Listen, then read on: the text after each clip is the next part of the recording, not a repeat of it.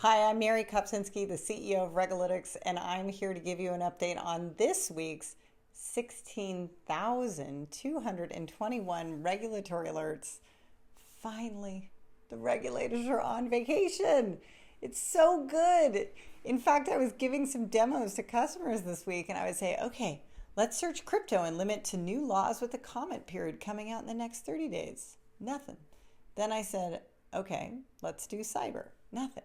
And then I said, okay, let's do artificial intelligence. And that's when I really knew. So the topic of the week is comments due, which is a field in RegAlytics where you can see which regulatory alerts have a comment due period coming up in the next 48 hours, 7 days, and 30 days. There's only 120 alerts this week where you have 30 days to write the regulator, and there's almost nothing that's super critical. Almost. I'll get to that in a second. Oftentimes it's routine things like banks are merging and they've put an announcement through so people can comment, or a license is being offered to a certain company for something or another. Paperwork reduction acts, which is where the agencies are saying, hey, we already collect this and we're going to continue to collect it. And then if you want to object or make a comment, you can. So here's a few where you might want to write a letter, and they lead to our regulator of the week, which is the CFPB.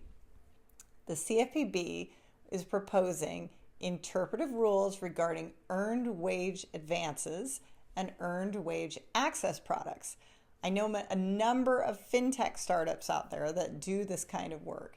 And this rule aims to clarify when these products fall under existing federal credit regulations, and specifically Truth in Lending, Reg Z, and also it's supposed to be addressing associated costs like expedited delivery fees and tips. Comments are due on, get this, August 30th.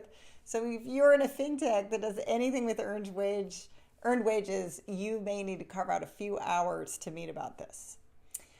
Also, the CFPB is proposing amendments to mortgage servicing regulations to better assist borrowers facing payment difficulties. This one you have until December 9th, so you can enjoy your Labor Day weekend.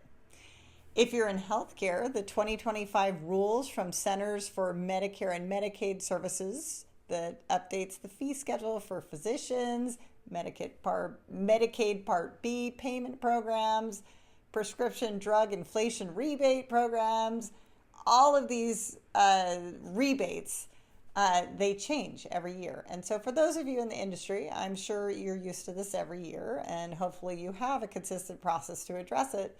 But if not, comments on the proposed rule are due by September 9th, 2024. In the EU, ESMA is seeking comments on their draft technical standards to Regulation EU under the Central Securities Depository Regulation, or CSDR. Also due September 9th. Finally, and this is the last one, the Office of the Assistant Secretary for Indian Affairs is seeking input on proposed update to tribal self-governance regulations. Tribal leaders can provide feedback in writing until August 22nd, and the final regulations are expected by December 21st. There are, of course, a few more, but you get the idea. You can always stay ahead of regulation before it even comes out with RegAlytics, and that's it this week. We have the global supply chain of the world's regulatory alerts in one very easy to use place. And if you need a solution for anything related to regulation, give us a call.